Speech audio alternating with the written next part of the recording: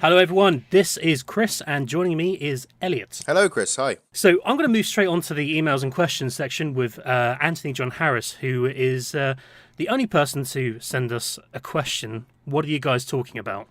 It's a broad question. Yeah, it's a good question to start off with. I would actually really like to, since it is literally around the corner, E3, which I personally have been following a little bit. Obviously, I work in a game shop, so we get a lot of questions about what should I look forward to, what's going to be coming out soon. Is there any recommendations? So that is pretty much the thing that's on my list at the moment. I don't know about you. I actually booked off my holiday for E3, so I've got that all covered as well. Yep. But it's been a while since I've actually kind of stayed up and watched it. Do you get many people coming to your shop and actually asking about E3, or do you just... Yeah, I mean, we tend to get more of the questions of, what's coming out. People seem to think a lot of the time, especially consumers that aren't really looking for, they don't really have the knowledge of what games are. They just come in because, their kids wanting a new game. It's mainly mums and dads, I will admit. And a lot of them seem to think that games are just released, we get a couple of weeks of, oh, this is coming out, like a film trailer. Do you know what I mean? You might see it like a week before it comes out. So I always like to say to them, this game is coming out, and believe me, there's a lot more coming out, and you can find out about it at E3. And then they, have this weird idea that video games are so liked that there's a whole convention on them, and they seem to have no idea that that's what it is. So I say to them, look it up, and I just give them a bit of a rundown of what it is and what's going to be coming out soon, and they seem to really enjoy it and get really interested in it. So it is a question that gets brought up now and again, I will admit. Yeah, it's interesting. I actually was working in a shop myself, a game shop, about 8 to 10 years ago. God, I don't actually know. I'm actually showing my age now. How old are you actually, I Elliot? am 23, 24 in September. Curse you, I'm 32. It's all right, it's all right. Yeah, okay. Well, yeah, back then we were like releasing the 3DS, and there was not really a big focus on E3 at the time because people didn't really know about it. It didn't get streamed very often about 10 years ago. So back then it was very much gaming in retail was kind of like the only place you could get information because all the people like publishers, developers would send information to us and we'd get access to a few things. But now I don't think that happens for retail anymore. Yeah, it's true. I mean, we get a little magazine dropped off now and again to us, I think like every 2 weeks. I'm not 100%. I think it's called. I'm not too sure what the title is actually. You'll have to forgive me, but it's basically the world of games, but more of a business standpoint. You know what I mean? It will It's tell us a lot more. NCV. That's the one. Thank you very much for reminding me. Yeah.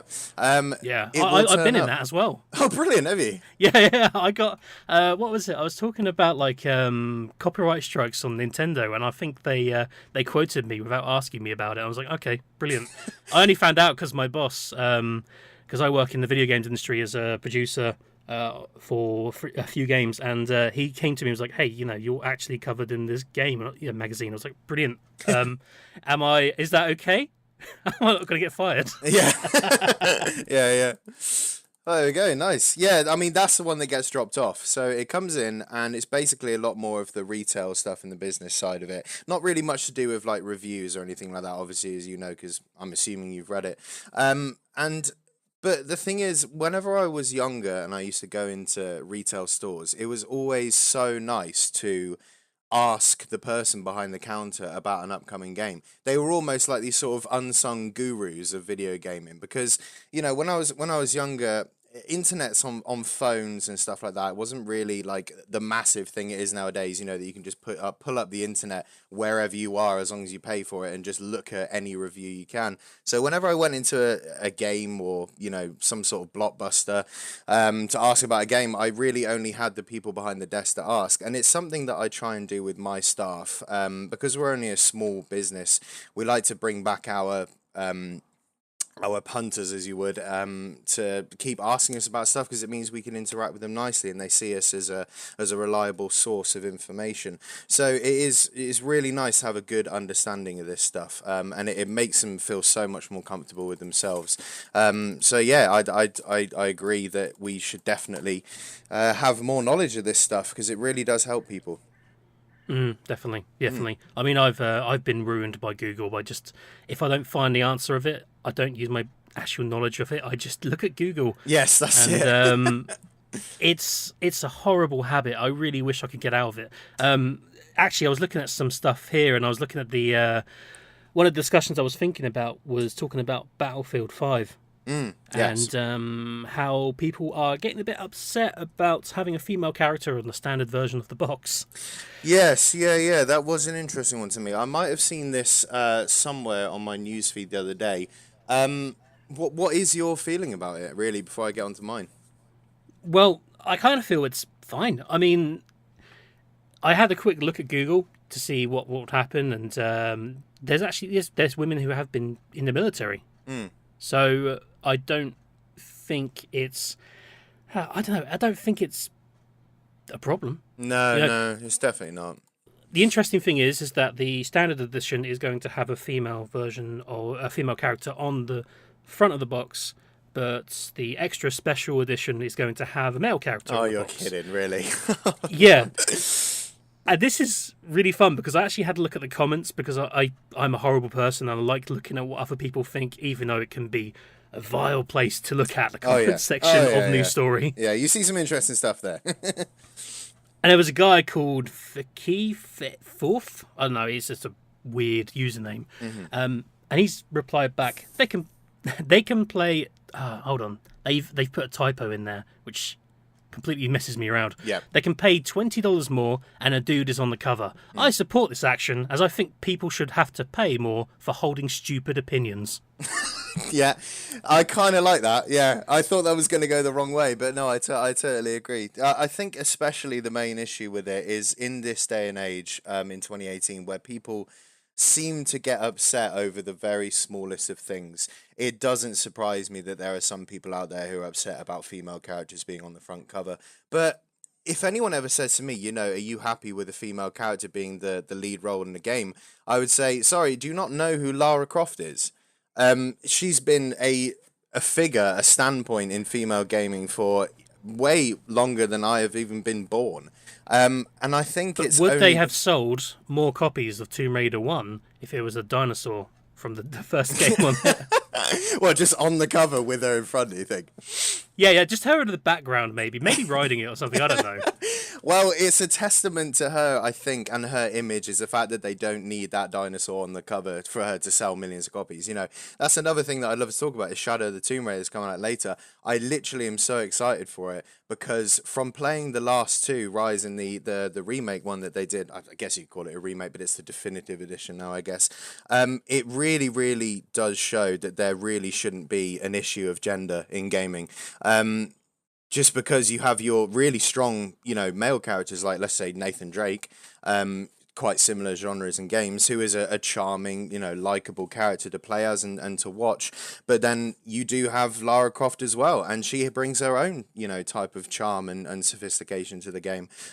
So yeah, I think this is literally down to the age that we live in, I'm afraid, with people just having issues with everything that they can find issues with. I personally think it's weird. I am never even going to think about having an issue with a female on my front cover, and I will happily go out and buy Battlefield 5 regardless of it, to be honest. I don't think it really matters. I think it's just that there are people with negative opinions of things who will shout louder than anyone who has anything positive to say. That's it.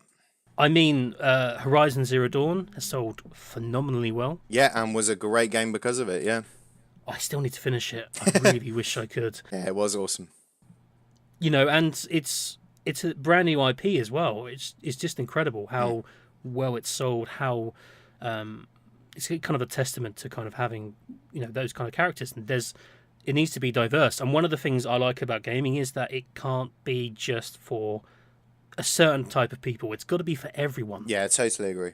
this probably leads me on to something else I want to talk about as well, which is the actual Xbox controller, which allows people with disabilities to actually play much easier as well for some of their games. I Yes, need to I find did out what see it's this. called as well. I'm really sorry about this, but it was done by Microsoft and charity Special Effects, who's based in the UK. It looks. I remember seeing this and thinking that was some sort of next level DJ Hero. I really thought Yes. that we were expecting like a new DJ Hero game, but I really wish there was, because I love those things. yeah, and I think I've managed to get a picture of it up now, Yeah, it's and called the Microsoft Adaptive Controller. that's it. That's what I've got in front of me as well, and even though obviously I've got no use for it at all because I use the regular controller, but I really like that Microsoft have taken the time out to develop one of these things. It really does show that they do care about everyone playing games, because that's the thing. A little bit off topic, but not really. There's an incredible Street Fighter 5 player. I can't remember his name, unfortunately, but he is very heavily disabled into a point where he has to use the controller with his mouth.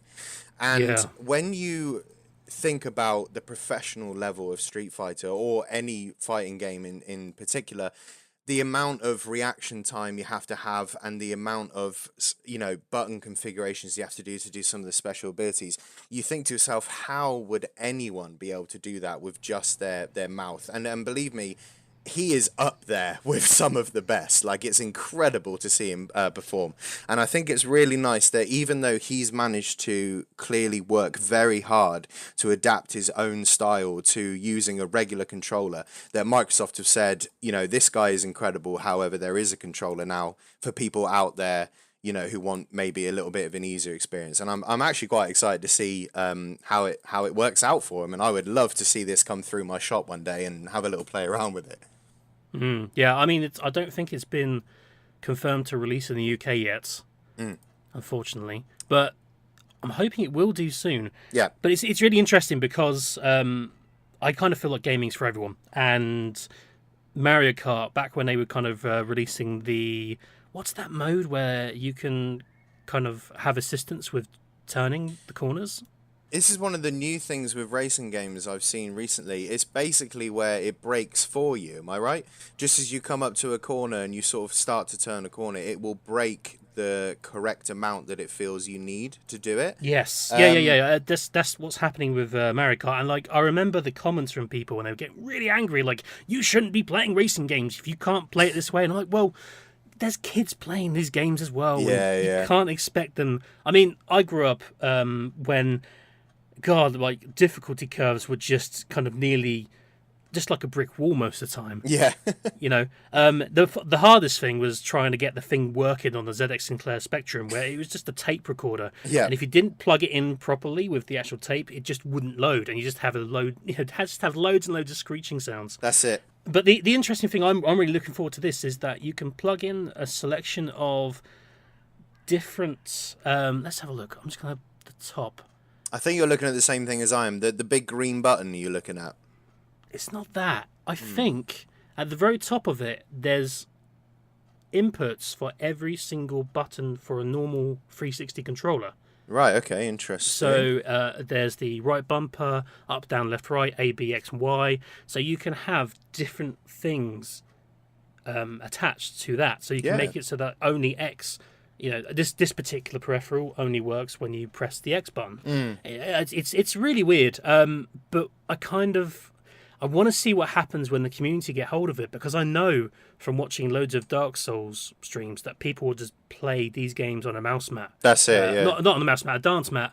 And there's going to be these really kind of weird hookups, because I guess it's kind of a standard USB, because there's things like that you just wouldn't think... I don't know, maybe you can plug anything you want into there. Yeah. You could probably plug a PlayStation control pad into it. You might be able to. I mean, there are some talents out there where people have managed to just change so many different things into other things nowadays that I just don't think there is a limit to what we can do with this kind of technology. To a point where I've seen someone put like a full gaming PC into an Xbox One S case there's people out there that can make, magic happen with just a few cables. So I am totally up for seeing what people will do with it.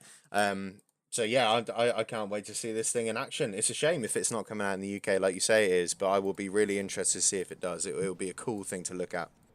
Yeah, definitely. Agreed.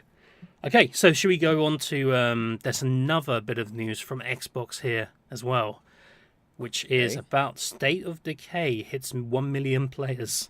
1 million players after how Yeah, many days has it been out now? it was like 3 days. 3 days, and it's only just managed to hit 3 million people. 1 So, million oh, players. sorry, 1 million. Right.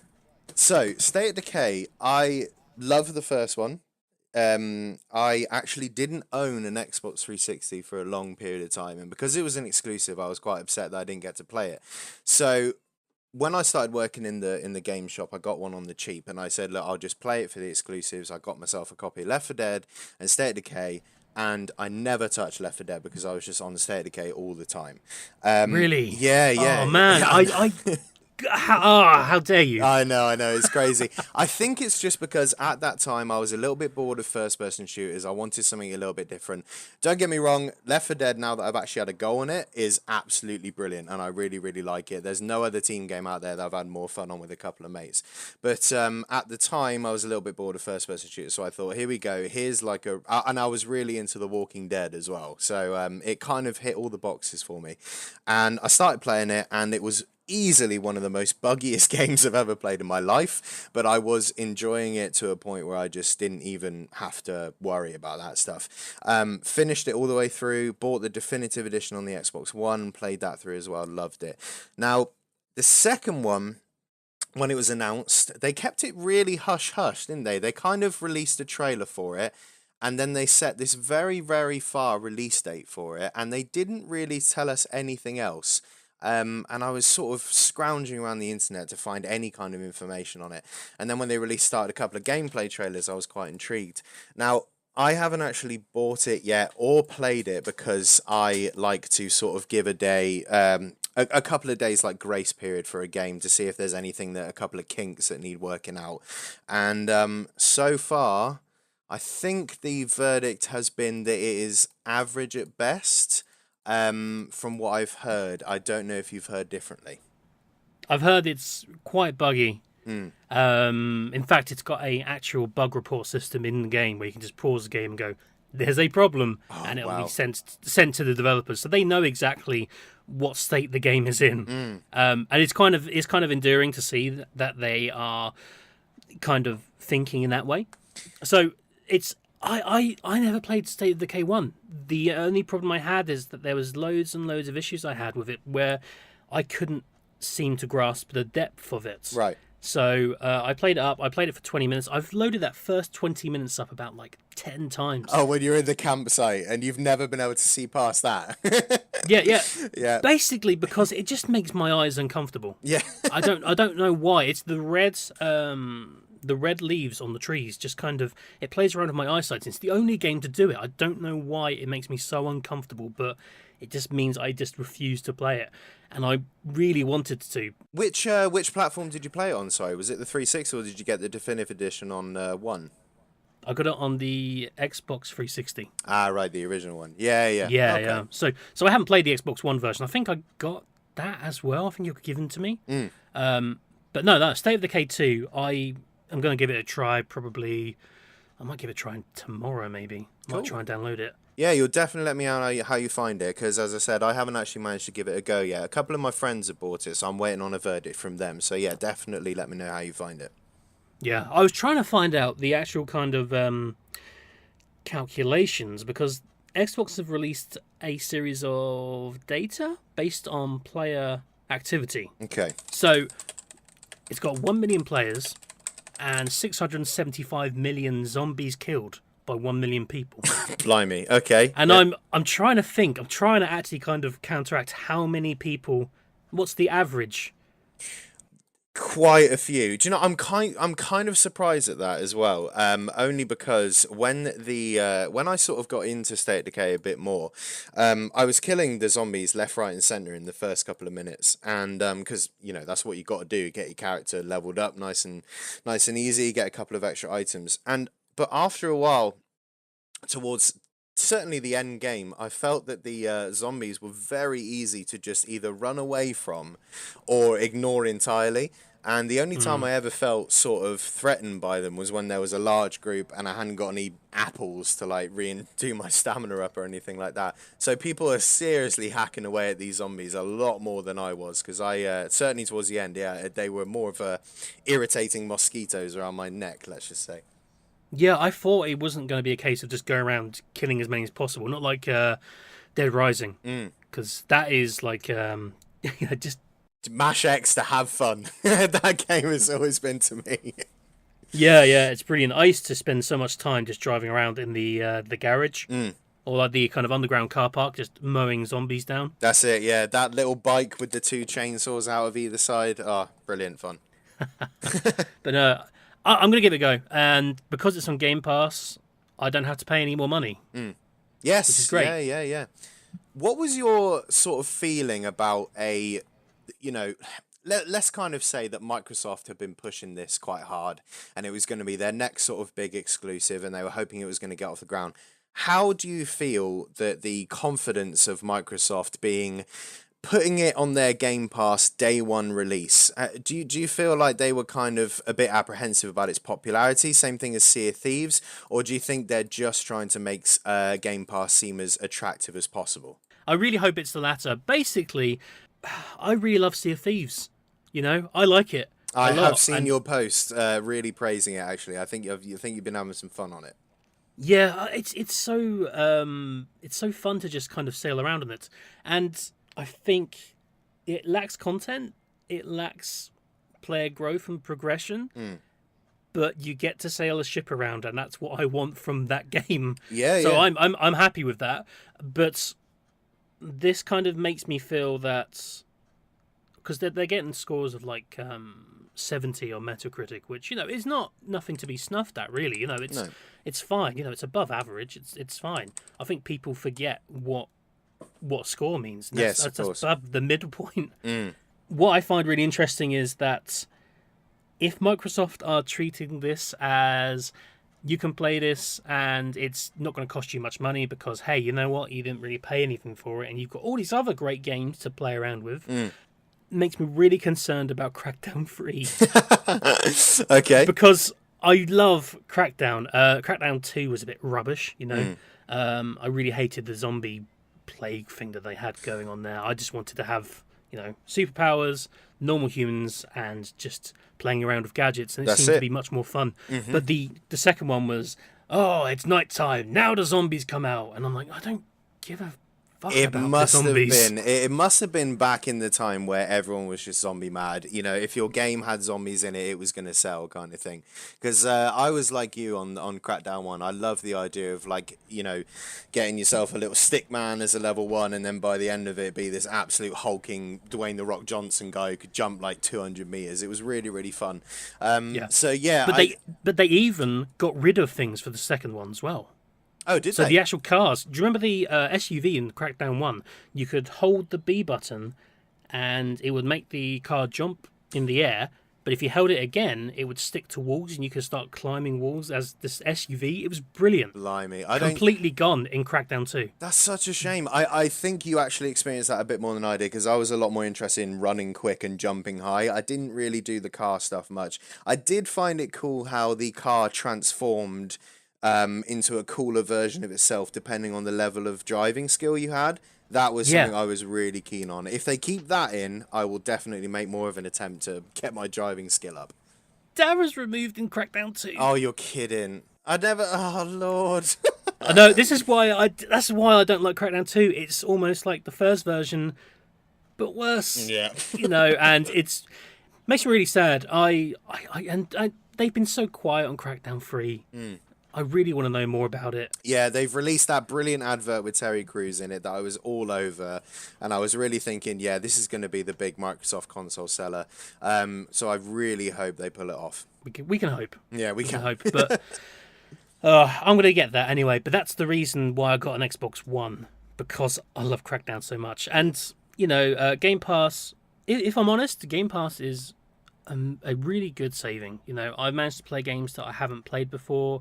I played Kingdom recently. Oh, Deliverance. Is that the one? No. That's the Kingdom Come Deliverance. But there's a game Yes. just called Kingdom New Lands. Okay.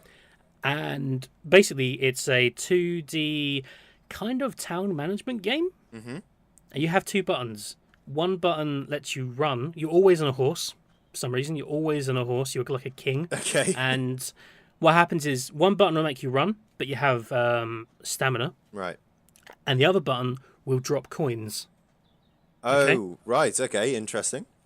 So what happens is you start off with nothing. You get like maybe a couple of villagers, give them some coins, and they'll go off and hunt rabbits, which then give you more coins. And then you build up your defenses, and it's really fun. And then these monsters kind of come and attack at night as well.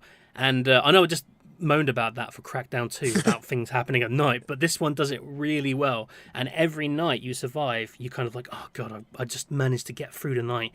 Brilliant. So it's kind of like a survival element sort of thing to it. Yeah, it's really good. If you got it, I went out of my way. I enjoyed it so much that they released it on the Switch recently. Yeah. And I decided to buy it on that as well. So while I've got it on Game Pass for Xbox One, Yeah.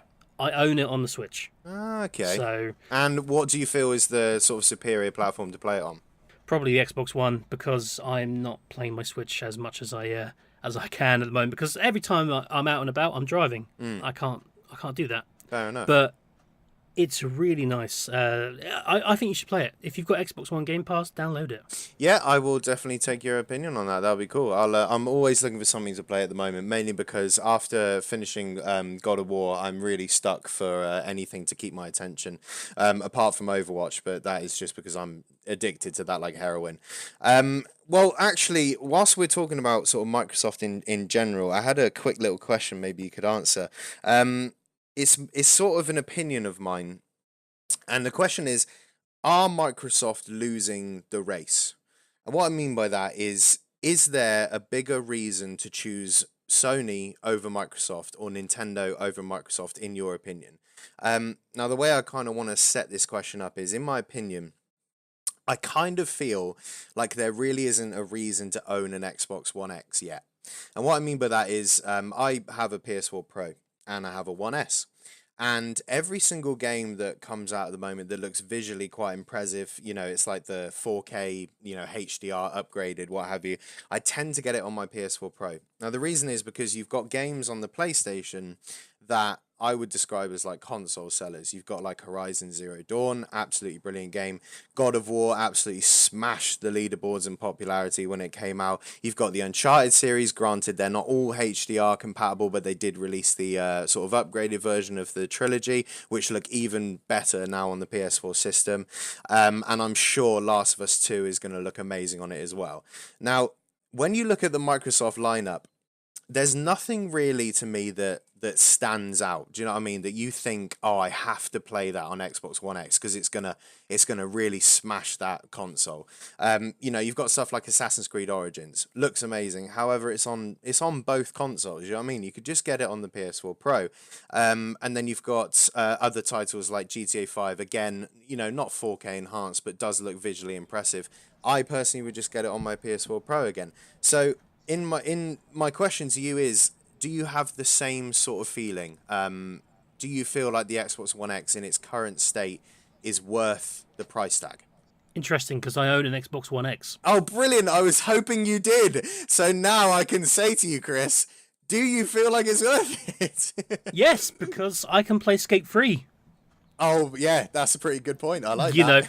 The interesting thing about the Xbox One X is that it's not just a platform for this current generation, it's also a platform for previous games. So I can load up Xbox games, I can load up Xbox 360 games.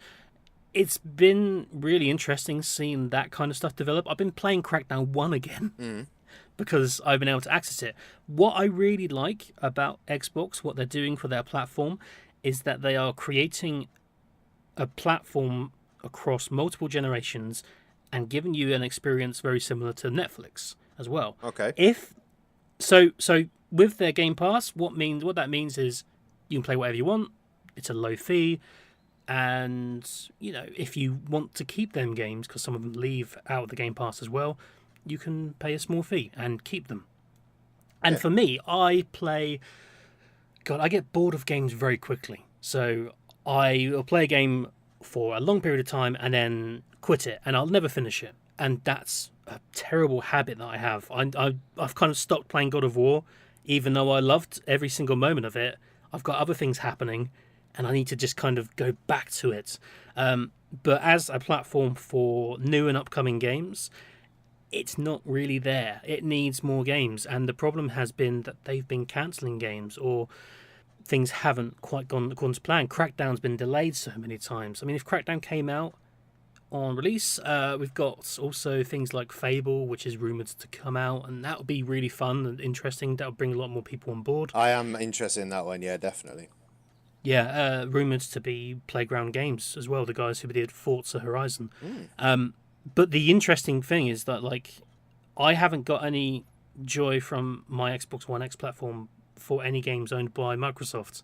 That is because I guess the only other one I've really played has been Forza Horizon 3, which is amazing. I mean, that's one of my favourite racing games. It's just, there's nothing on the PlayStation that can rival that. Definitely. I mean, that is where Microsoft are strongest, and probably why last year they decided to bloody launch E3 with this stupid car. Well, I don't know what Microsoft's obsession is of saying, here's our brilliant console and game, and then putting a car on stage. It's quite impressive. Don't get me wrong, they're lovely cars to look at, but I kind of just want to see the game now, Microsoft. Yeah, but the thing is that what Microsoft have is not unfixable. It can be solved. They just need more. They need someone to kind of manage their own exclusives better. I think. I mean, who the hell was asking for Voodoo Vince remaster? I mean, what's the point? What's the point of this? I didn't know. I never played Voodoo Vince. I thought it was just a really cheap game. I always saw it in the second-hand section when I worked in a game shop, never thinking that there was a massive cult following for this Voodoo Vince game. But, they remastered it, they released it out there, brilliant job done. Super Lucky's Tale, I mean, Super Lucky's Tale is fine. It's not a system seller. They haven't got any system sellers.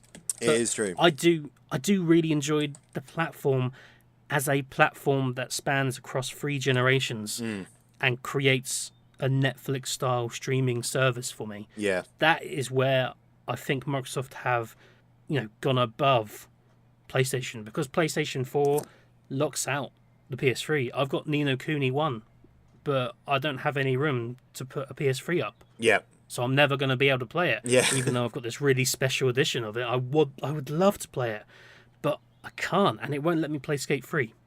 So, Skate 3 is where it's where it's at.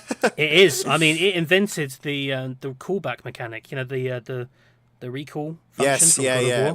Which always looks very funny when you do it, especially when you land those really ridiculous tricks and his legs go all kinds of every way and you can just keep rewinding it. It was very, very cool. I will admit that the Skate series was. I really enjoyed the first one. I don't know if someone sat down in the office of the sort of skate company industries, sort of had a big long drag and went, right guys, we need to make our game as wacky as possible, make it the most craziest skateboarding game we can make, and we will sell copies. Because Skate, if you look at the sort of comparison between the first Skate, which was trying to set a sort of benchmark for skateboarding games from there on, and then you look at the third one, which allows you to fall from the sky in a spread eagle and trying to hit your ghoulies on a rail, they are two completely different games. And I've always said to myself that if Skate 4 was to ever sort of come out or be released, EA or whoever decides to take it on would have to either make it extremely realistic and groundbreakingly different like the first Skate, or they would have to release it a complete glitchy, crazy, buggy mess like the third one was, because that is obviously kind of the selling point of the third one. You play it because it's crazy and you don't know what's going to happen next. And I would really love to see which route they go down. I'm going to love it either way, but it would be interesting to see, if they said to themselves, guys, we're either a really incredible skateboarding game or we're just a crazy mess of bag. I'm really interested. Yeah. No, I mean, I loved Skate 3. I do want to see what you mean. Like, Skate 1 was so serious, and for that, it meant that some of the tricks you pulled off was much more entertaining. But I think the actual kind of like control and movement you get from Skate 3 is where it's like the most polished. Oh, yeah. Because you couldn't even get off your board in Skate 1, and like if you were trying to set something up, you're trying to walk around like a bloody shopping cart, really, aren't you? So it's just kind of, you wouldn't be able to kind of get things into position, and Skate 3 just like says, hey, just get off the board, set things up. Just move some benches around, man. It's cool. Yeah, I love it. I think I really wish that they made another Skate game. But I'm hoping EA just kind of come out and go, hey, Skate 4 is coming this year, and it's going to be brilliant. And, we've got Tony Hawk, who's going to be in the game. Yeah. Because he's no longer doing video games That's anymore. it, because he kind of needs to be. That's it. Yeah, and they'll just wheel him out on like a... He's going to be like is he like 55 now? He's going to be sort of bolted onto his skateboard at this point. Otherwise, they won't be able to do much else with him, I think. Oh, God. Yeah, he's done well, the old boy. But I got to say, my feelings, towards EA and Skate is I'm really looking forward to it. However, you know exactly what it's going to be. You're going to go onto the Korea, you're going to make your skateboarder, and Tony Hawk's is going to come riding out of nowhere and go, hey, dude, you want to get hold of my board? Just $129, get you this little crate here, and you can open it up and you might get my board. I have a real fear if that's what's going to happen to it.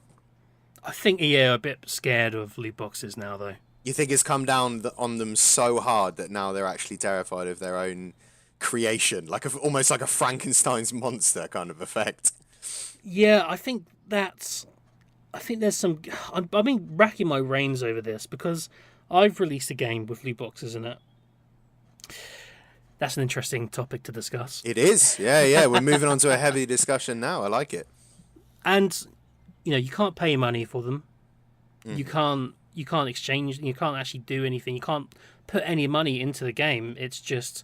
you unlock them every hour, and that's it. You play the game for an hour, you unlock a loot box, and it's cosmetic. It's not anything else. Like a reward-based system. Yeah, I mean, more people playing it, you're going to get duplicates. You can just give them to other people as well. But there's no money being exchanged. It's just, more you play it, the more stuff you get. I think that's a really good way of doing it, and I definitely commend you for that. I've always felt that the loot box system is very, very good as long as you keep it on a level playing field. Like, let's bring up the sort of big thing at the moment, which is obviously Fortnite and its sort of cosmetic system. Now, granted, it's not a loot box system. You pay for the cosmetic you want. You just get it there and then. But it kind of reminds me of a bit of Overwatch. You play Overwatch for, hours on end. You get 3 loot boxes. You can pay for them if you like, but, you get them.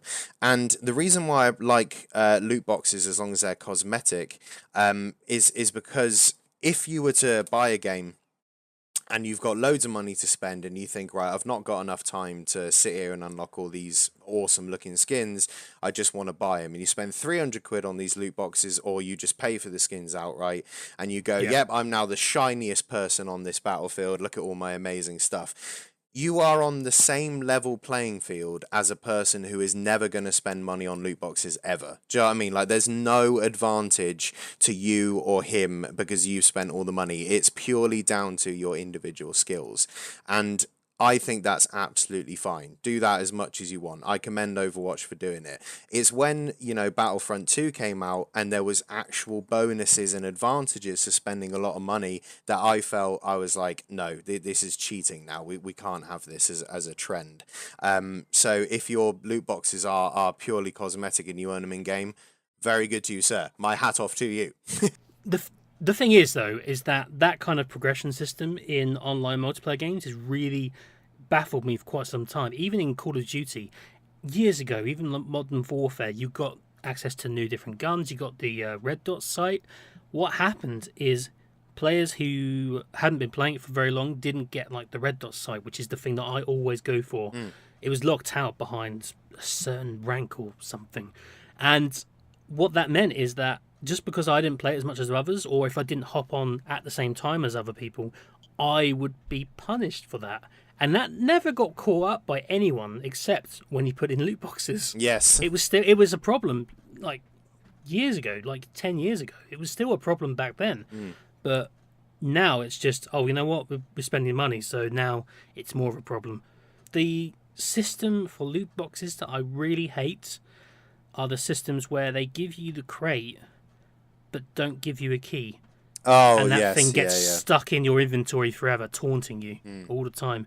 And Rocket League, for example, is one of the games where I used to love that game, and they introduced loot boxes, and two things have happened. I've got loads of boxes where I don't feel like opening them up, and every time I play a game, it's like, you've got a new crate. I'm like, I don't care. I don't want the new crate. I just want to play the game. Yep. And in the corner of the screen, someone keeps typing away trade. I'm like, I don't want this. I'm playing a game where you're kicking footballs into a goal with a rocket car. I don't want to have any of this stuff in my game. Yeah, I think the first time I experienced crates without the keys system was TF2. It was I got the crates, and I still remember getting my first couple and thinking, oh, this is so cool. I've got crates. These must be sought after. And everyone was just like, yeah, you got to buy the keys for him. It's not that special. And what was slightly worse was TF2 had an item. It was either called Shed Load of Crates or Pallet of Crates or something like that, where basically when you used it in your game server, everyone in the game server would get a crate. Just they would get one. And I was thinking, there has never been such a trolly item in any online game I've seen more than that, I've got to admit. No, did you actually play much of Team Fortress 2? Oh, I tell you what, I can get my Steam library up right now and I can tell you exactly how many hours I've got on it. 446 hours I have logged on to Team Fortress 2. That is nothing. No, I know. It felt a lot when I was a kid, but yeah, I've done my good amount on it. I've gotten my badges for it. I think I've got 1,400. Blimey, you definitely got more into it than I did. Look, I've got the statues as well, man. Oh wow! The 12-inch statues of like medic, engineer. I've got about 6 of the 9 because they stopped bloody making them halfway through a complete section, actual kind of collection. Yeah. And the funny thing is that I never actually made any money. I actually never actually spent any money to buy the game. Yeah. I got given it for free because I was doing a university course, and one of the lecturers knew the guys at Valve and gave everyone a copy of the orange box, and I was like, brilliant, I get to play this. I got the Sam and Max hat, which was a pre-order bonus, and a bunch of other hats that they dropped. I did see that Sam and Max hat now and again and thinking that's very cool. I never got it myself. I sold it for £130. That's a pretty good profit, I would say, even if it got given to you. And I used the money to buy Rage 1. Okay. And it never ran on my PC because it had an issue with the AMD graphics cards. What happened is all of the textures would just kind of vanish and disappear, and I could never play it. It took them 6 to 8 months to fix it. So I never played Rage 1. That's such a shame. Good thing Rage 2 is coming out. Yes, yeah. Do you know, I'm actually going to join you, though, slightly. I never actually played the first Rage. From what I can tell, I don't think you're missing anything. I watched I can't remember who it was that reviewed it, but someone reviewed it on YouTube, and they basically said that it's the most the longest and the most expansive fetch quest simulator you'll ever play in your life.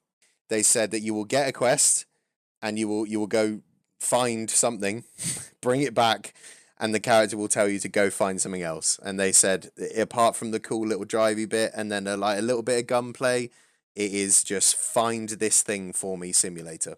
It's disappointing. I mean, I've looked at the new one, and they've kind of, I think they're kind of addressing a lot of that by basically not making Rage 2, by just making another game and calling it Rage 2. I think they've got like the Avalanche Studios guys who are making it, the open world section who did Just Cause, and they also have id Software who are just using what they've learned from doing Doom and putting that into game. So you've got Just Cause 2, or Just Cause, mixed with Doom, and it looks really fun. I will admit, if you're going to stick two franchises together, that's a pretty good combination. But yeah, I mean, they did that stupid, weird dancing trailer, which was really irritating. I couldn't stand that.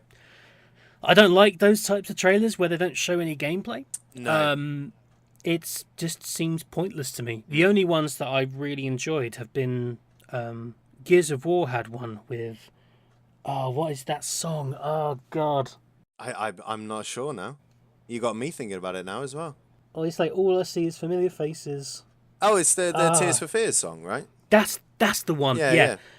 Yeah, the Tears for Fears song with Gears of War trailer is really amazing. You should have a look at that. That's a really good way of looking at a trailer in a really interesting way. It kind of like sets the mood. Yeah. It kind of looks like it's in game, but it's not. And then there's the crazy Halo. What's the diorama trailers? Okay. Oh, was that the one for amazing. Halo Wars? They sort of showed it to be a sort of cinematic diorama thing. I think they've used it twice on a couple of games, but they look phenomenal, and they're the kind of most creative of trailers that I can kind of think of that don't use actual gameplay. But I was really happy with them. Yeah. So Yeah, no, I've got to admit, there's been one or two occasions, however, that a video game trailer has fooled me, let's just say. The most famous one that I can bring up and think of is the Dead Island trailer. And if you remember that trailer was absolutely brilliant. Like it was directed well. It did that whole like playing in reverse thing that no one really had done before. And I was thinking, wow, this is gonna set records. And then when it came out, well, we won't talk about it, but it wasn't living up to the trailer as much it was. So I definitely agree. There have been some trailers that have really, really showcased what a game is going to be like, and I've definitely been looking forward to them a lot more because of it. Definitely. Okay.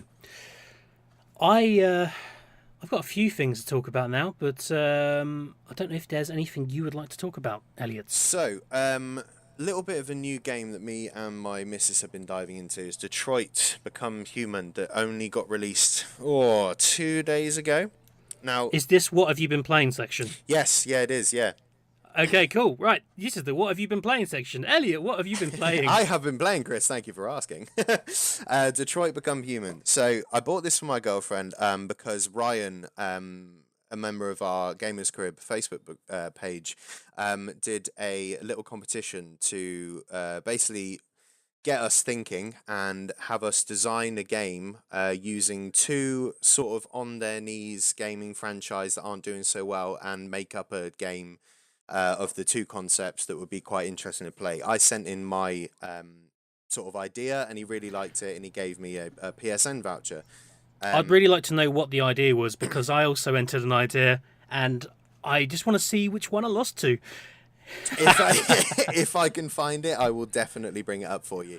Do you want me to tell you what my one was? Yes, and that will actually give me enough time to find mine, so go ahead. Yeah, sure. So the idea I had was a mix between Just Cause and Rage.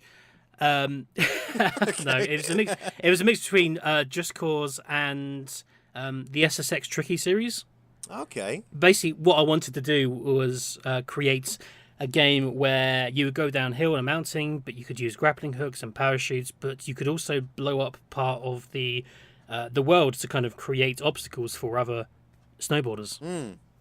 And like, if you blow up enough stuff, like, they've got the chaos meter in Just Cause. Yeah. If you blew up too much stuff, an avalanche would happen, and it would just be a complete free for all for anyone who wants to, who's left on the racetrack. Really. That does sound pretty fun. I've got to admit. Looking at my one now, I know Ryan chose mine to be the winner. That would definitely be pretty high on my list.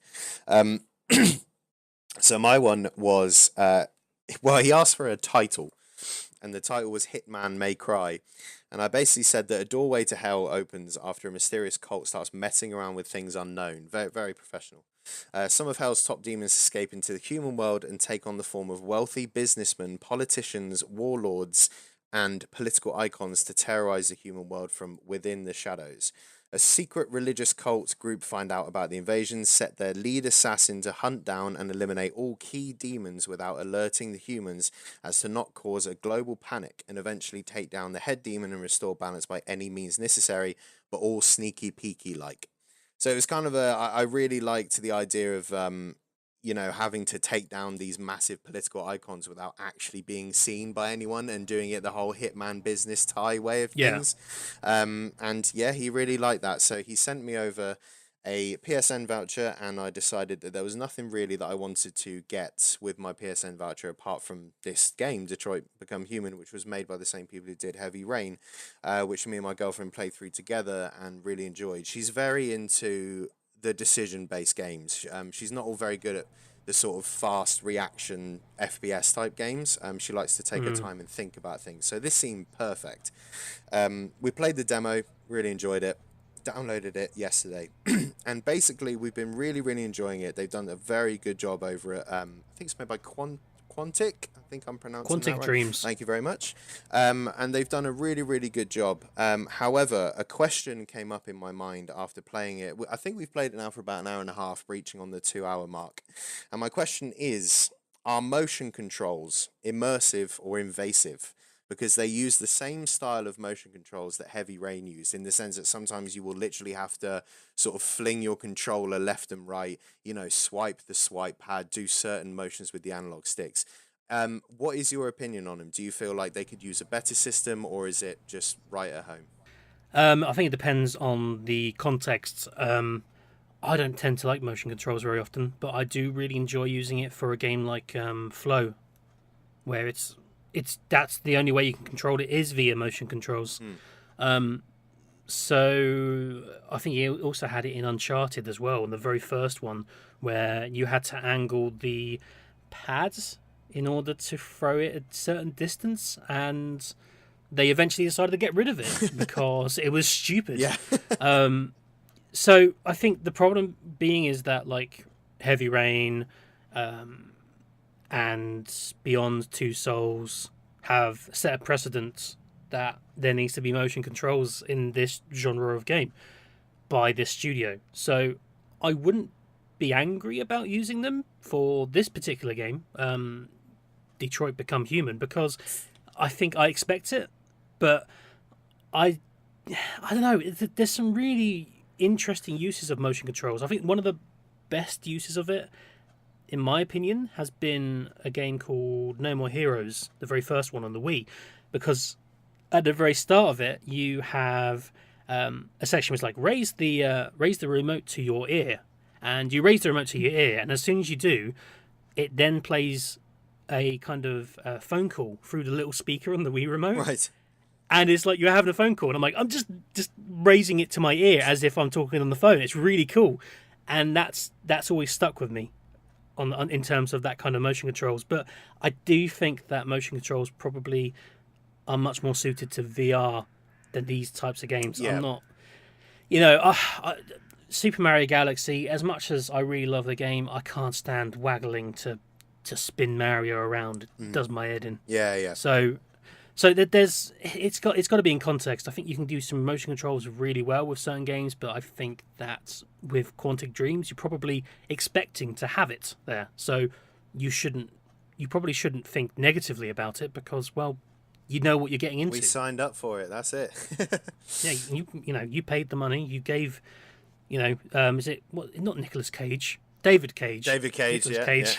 And Nicolas Cage directed this would probably be just as odd. Detroit become human, you know. That was the best Nicolas Cage impression I could come up with on the spot. So there we go. Thank you very much for that. That was I all think right. I'll be looping that. So yeah, I think, I don't know. Did you think it was just more problematic than Heavy Rain and Beyond Two Souls were then? So basically, when I first played Heavy Rain, I was actually terrified of playing it because it was the first time that I played a game where my decisions, like, air quotes, mattered, and like characters could die and stuff like that. And I was very scared of getting very attached to my characters and then seeing them die and feeling like I failed them, which is, what the game was supposed to be. So they did very good job in that regards. And I remember the Heavy Rain actually had a PS Move edition as well, to kind of help with the motion controls. And I think the reason why Quantic Dreams decided to go down that route was because it must have been around the time where motion controls were the shit, if you see what I mean. Like, game companies thought that gamers using their bodies to play these games, that is the future, right? So they released Heavy Rain with these motion controls, and everyone was like, this is really cool, but there are certain things that don't really make sense. Like, I can make, my character raise a jug up to his mouth to take a drink of milk, but then if I sort of don't do it well enough, he'll sort of just put it down on the table looking really annoyed, and then you have to do it over and over again.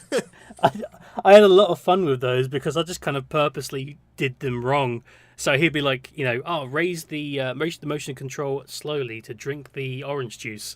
That was in Heavy Rain, I think it was. And if you just raise it quickly, he'd just like spray it all over his face, he doesn't know how to human. Yeah, exactly my point. It was those moments where you kind of felt like this could have been just a nice little cutscene, do you know what I mean? But they had to stick some motion controls in there to maybe for the cheap laugh, or maybe it was because, they were popular at the time. But basically, my point is, now that me and Sophie is my girlfriend, we've sat down and played this game for like 2 hours now, and there have just been certain moments where something has been happening on screen, like we've been running away from an enemy, or we've been trying to get through a locked door, and she's been sort of flinging the controller around, nearly hitting me in the face with them.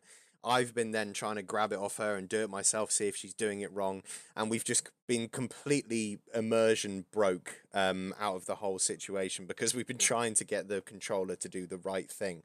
And I'm kind of thinking that back then, when it was popular, yeah, it was cool to give it a go, and it was a cool little gimmick. But now that we're in 2018 and the game industry has it's matured, the average age of the gamer is slightly larger. Like, we don't need these kind of things anymore. I just feel like some of the motion controls scenes could have definitely been replaced with like a really, really nice cutscene. Like a really good Uncharted style cutscene. With you trying to do the motion controls, if you fail it, does it ask you to repeat them again? I will admit it's not as heavy as it used to be on Heavy Rain. It's not like if you fail the motion control, the character like falls over and face plants the floor. It's mainly yeah, you'll just have to like do it again. Or you just won't do it at all and you can just move off. Also, I've noticed that the motion controls directions that you have to sort of do are a lot more simpler this time. Heavy Rain had some crazy combination of analog movements that you had to pull off. Um, really over the top stuff sometimes. The stuff in Detroit Become Human is pretty simple, so Yeah. it's not gotten in the way too much. The reason I asked is this: it's an interesting kind of question because if you consider the fact that if you're going to throw a ball against a wall 7 dozen times, it's not always going to kind of matter. It's not always going to be exact every Yeah. single time. So if you're not asked to do that again, and maybe you just got unlucky, you just didn't do it the way, I don't know. I'm just wondering whether or not that's an intentional part of the game design to say, hey, you know what, shit happens. I agree that sometimes that would be it. Yeah, so I mean, if like you had to keep doing it again because it was like you did it wrong and now you need to replay it again, that would be infuriating. I did that with there was a scene in Heavy Rain where you had to get through some electric fences, Oh my word, one of and the Ethan trials. Yeah, the one. Yeah, I know the one you mean. every time I failed, I had to start from the beginning, and I was like, this isn't happening. I think he had stuff from the beginning. I can't remember. I just know I really hated that section. It made me kind of almost quit the game. Yeah, it was a strange.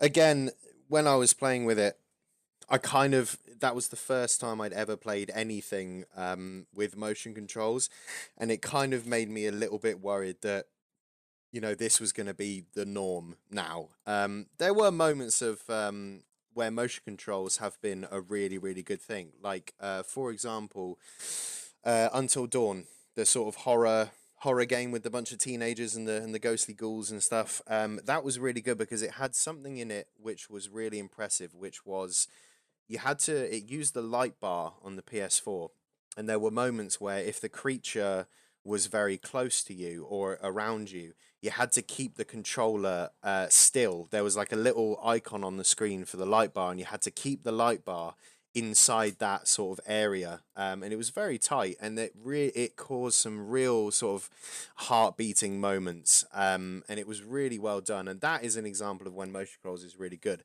But when you flick your controller left and right and your character gets covered in orange juice, I personally just feel like it could have been done a little less immersion breaking. But you're right. When you sign up to a game with Quantic Dream, that's what you're gonna get. Yeah, of course. The interesting thing is that one of the things that I found really fun with motion controls, just kind of coming back to me all the times I've used motion controls, I think you even used it in The Last of Us to shake the flashlight on them. Oh, you're right. Yes, and it's yeah. the very first. It's the only time it ever gets used, and it's just like a throwaway gag almost. I don't know whether it's a joke on their end, but then there's this. Did you ever play Infamous? Yes, yes. What was it the Last Son, First Son? Second Son was the one they released on PS4. I think it was one of the release titles. Do you remember at the beginning of it where you had what was his name? Evan. I don't know what his name was.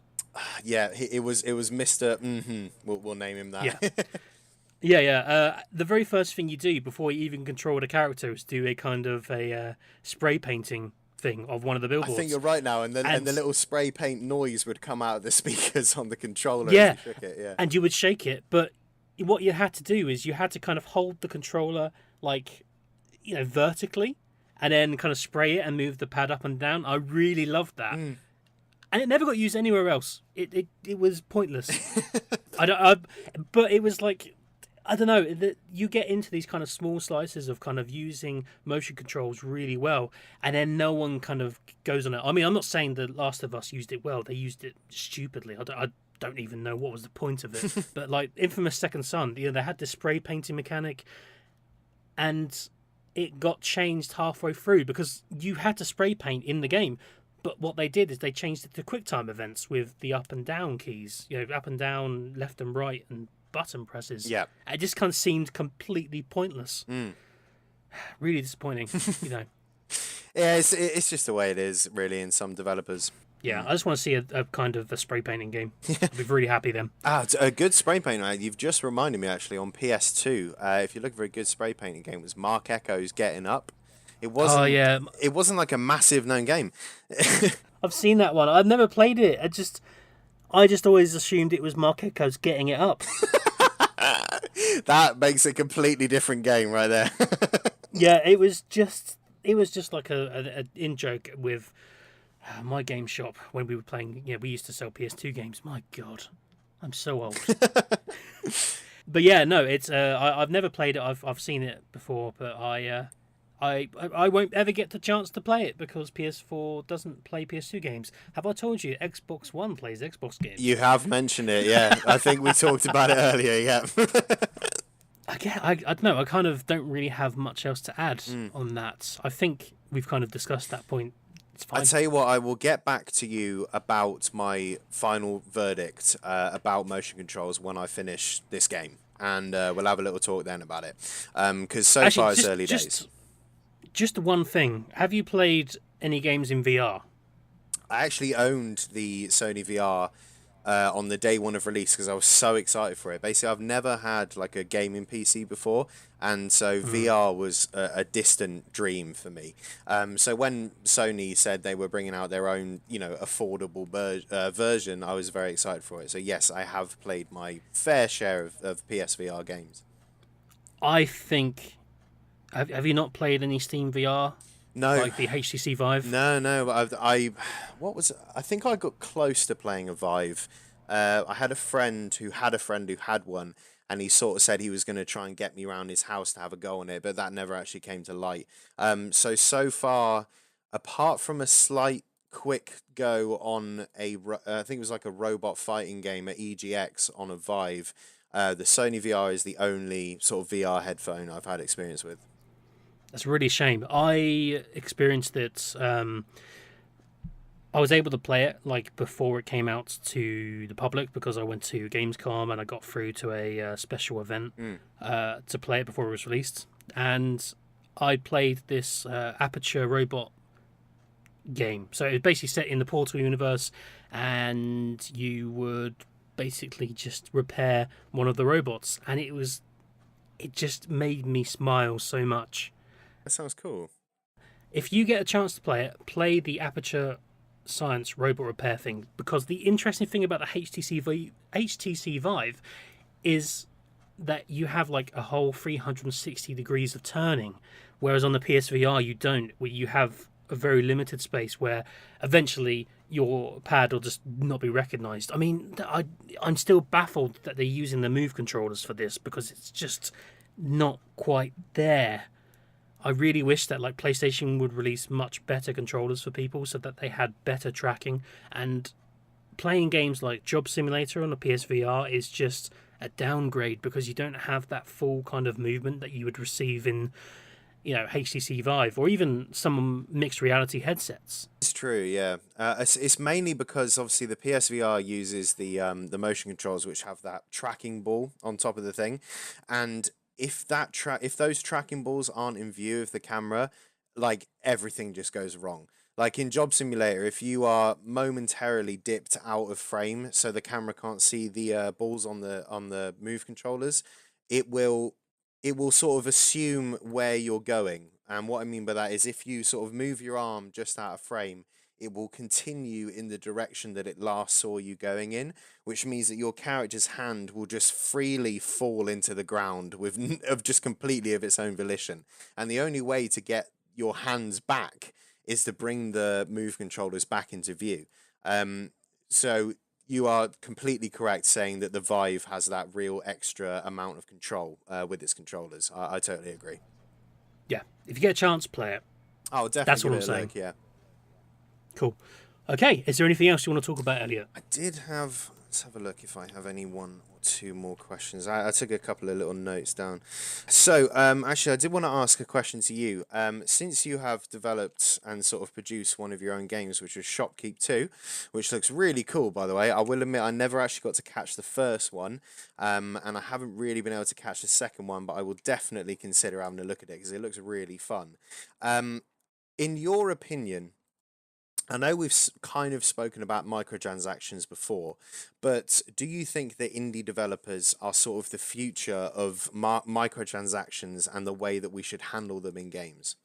Do you think that it shouldn't be left to large corporations that only have sort of dollar signs in their eyes? It's a tricky one. I kind of against microtransactions in my honest opinion. I think DLC is fine. I think you can probably release some really suitable DLC. Forza Horizon, for example, they released the Hot Wheels DLC, which is brilliant and well worth every penny. Yeah.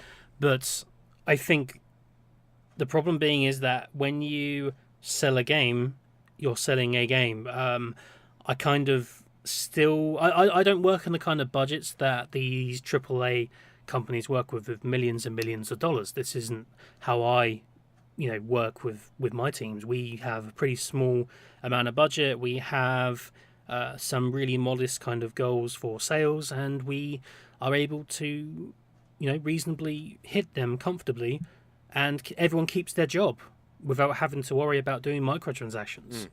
But I think the problem is that when you consider AAA games and the expenses that they have, there's an argument that maybe they're over factoring the amount, or they're over budgeting some of the costs of developing games. And because I'm very tight on a certain things, we have to kind of like make sure that there is a return of investment. We just don't spend a lot of money. And it's not shameful to say that. I mean, there's a lot of people who spend millions and millions of pounds on development for games, and if you consider the Tomb Raider underperformed the reboot, it still sold 5 or 6 million copies, yet it didn't make enough money, or didn't make the money that they expected it to. And then there was like other games where like Dead Space had sold a certain amount of copies, but then they expected it to sell more than it previously had.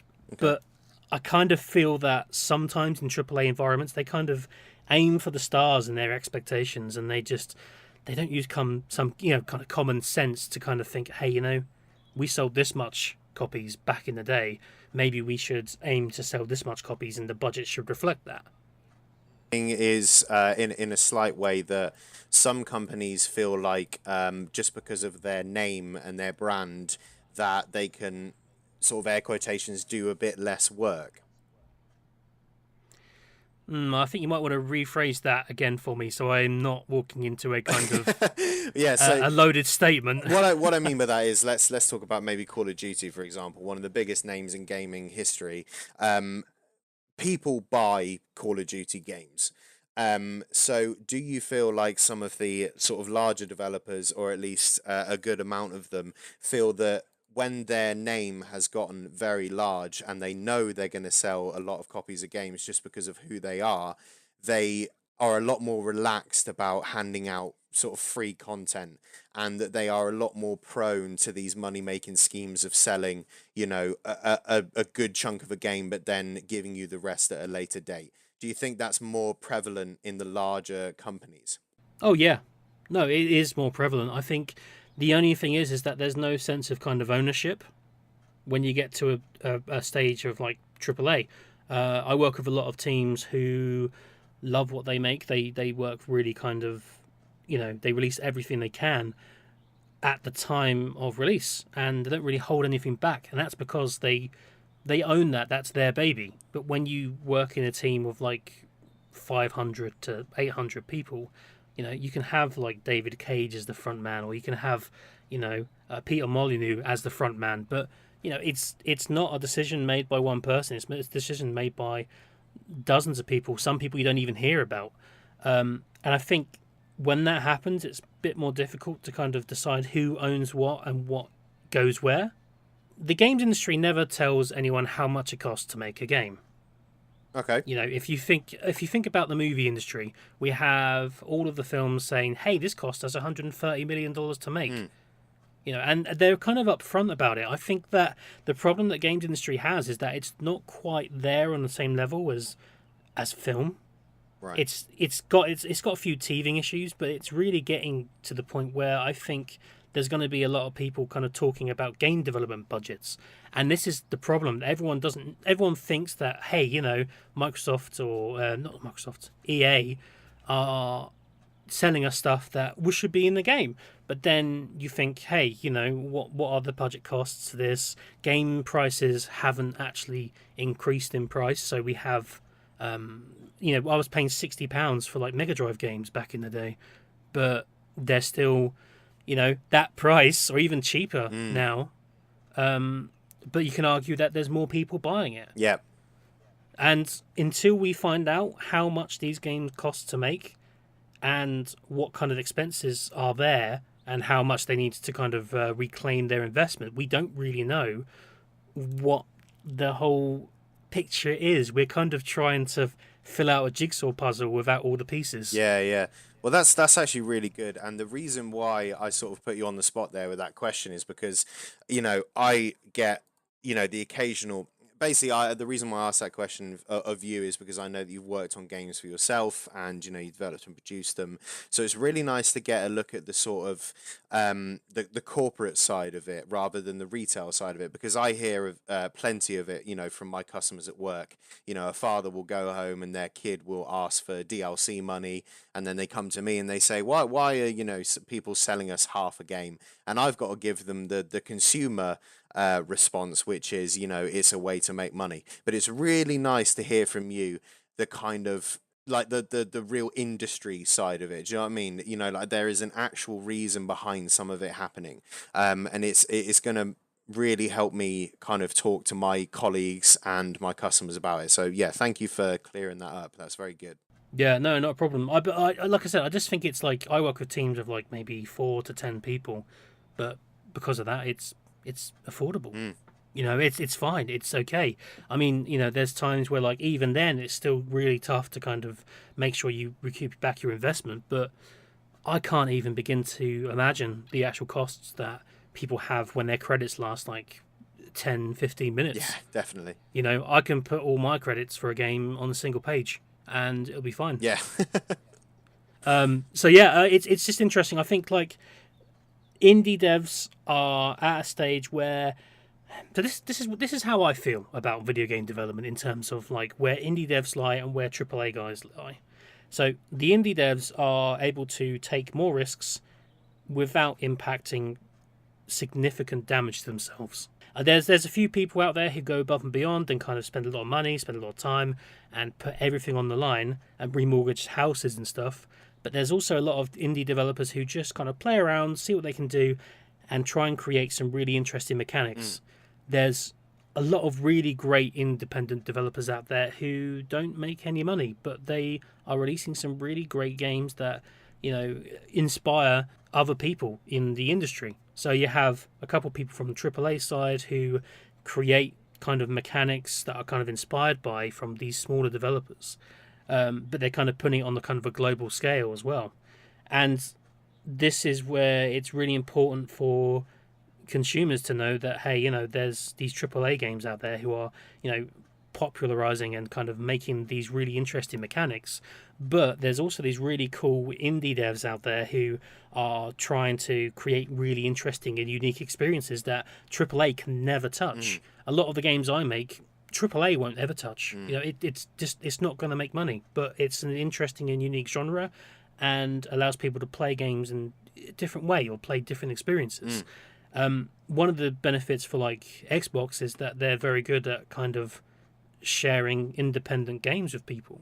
And that's where I think it's really interesting as a developer that Xbox are around and they're kind of sharing, via these kind of Game Pass, that these people who only play AAA games, they've been lured in by playing Sea of Thieves or Crackdown 3 or State of Decay, but you know what? They now have access to some really cool indie games that they would never play before. Yeah.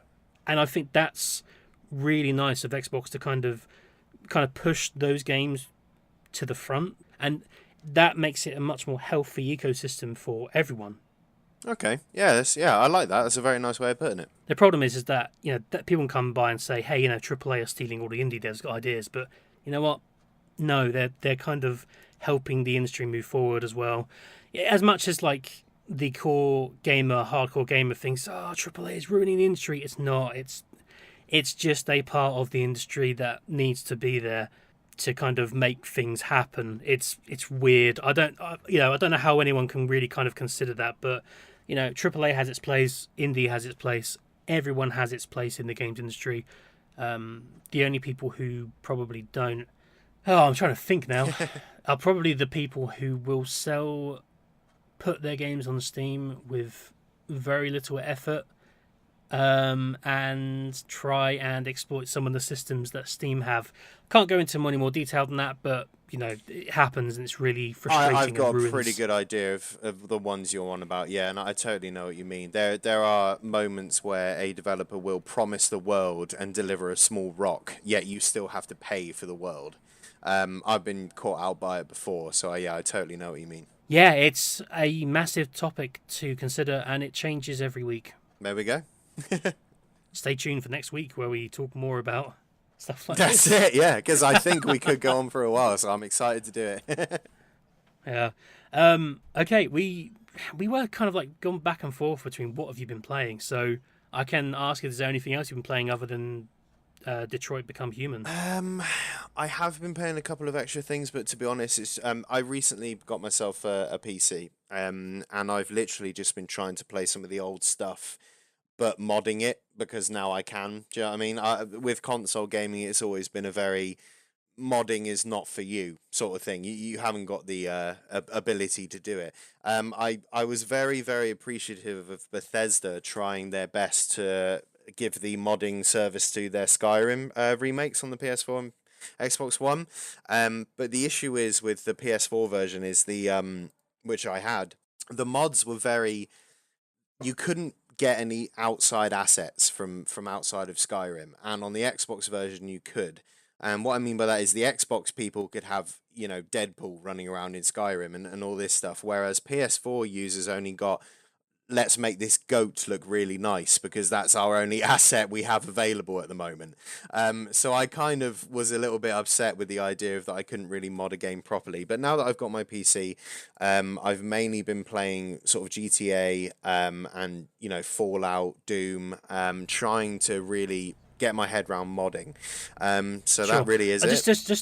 Just a quick one. I want to kind of interrupt you there because you were talking about the PlayStation 4 version of modding on Skyrim and all this stuff because it's not been acceptable. But if you ever get the chance, check out Unreal Tournament free on the PlayStation 3. Okay. What I spent so many hours just modding that game on the PlayStation 3, and it's possible. It's I got new levels, I got new assets, I got new things. I even got a 2D platformer from it. Right, okay. So Epic were able to do it. Is it Epic yeah, it's Epic who do Unreal Tournament. So they were able to do it for PlayStation 3, and you just put USB stick in, and it would kind of read from the game, and kind of put these kind of levels into your game. It was really good. I mean, not all of them were kind of compatible from the PC version, but they would really put a lot of work into this. And I got really angry that Skyrim and Fallout didn't have this kind of mechanics because I've seen them done before and really well. And like no one remembers this. No one remembers Unreal Tournament 3. I remember Unreal Tournament 3. So I just want to kind of interrupt you there because it's kind of important to put kind of some sort of context to this because I think they could have done it if they wanted. Yeah. I think something happened there. Either something had happened there that stopped them from doing it. There's a lot of issues with like the Xbox system that I can run into, but I'm not going to say anything because I think I might get in trouble. but there's some really interesting kind of caveats on each of these, and it will be really interesting to see whether or not modding will have another place. But it would be good to see if Epic could do something with modding on the PlayStation 4 because they've already done it on a PlayStation platform.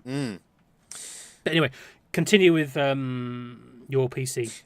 Yeah. So it's basically just been just trying out a couple of different things on GTA. We spent a good amount of money on it, so I've been trying to see kind of what's been pushing it to its limits. And I will admit there isn't anything so far that's made it kind of start smoking or anything like that. We downloaded GTA 5 and there's a really nice mod which I definitely recommend to anyone who's got a high-end sort of PC.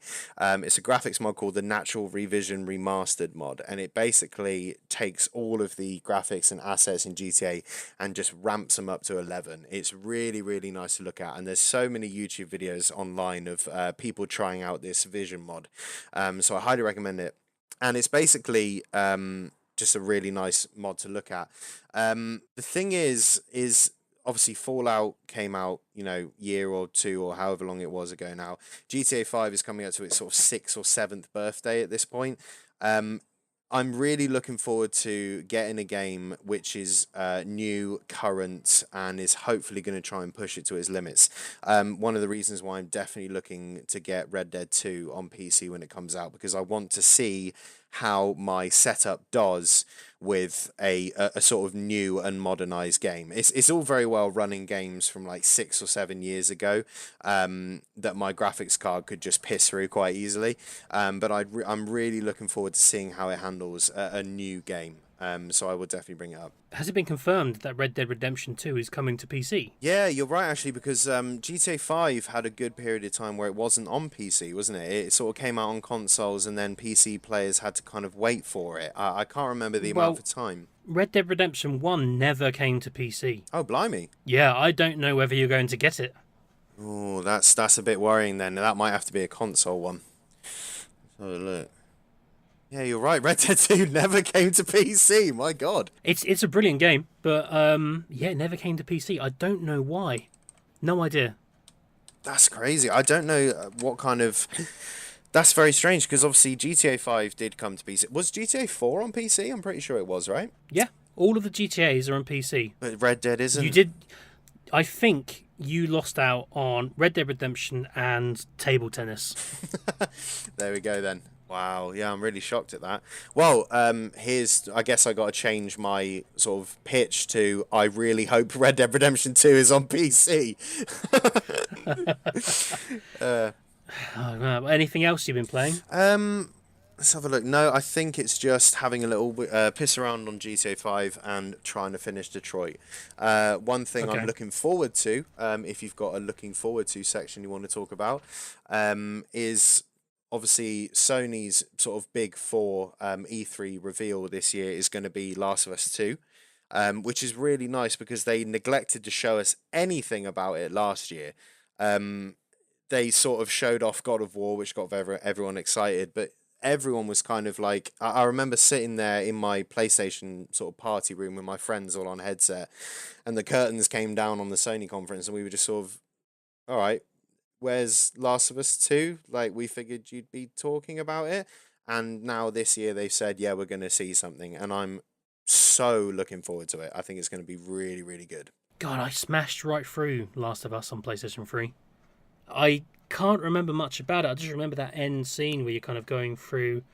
I'm not going to tell you what happens, actually, because if you haven't played Last of Us...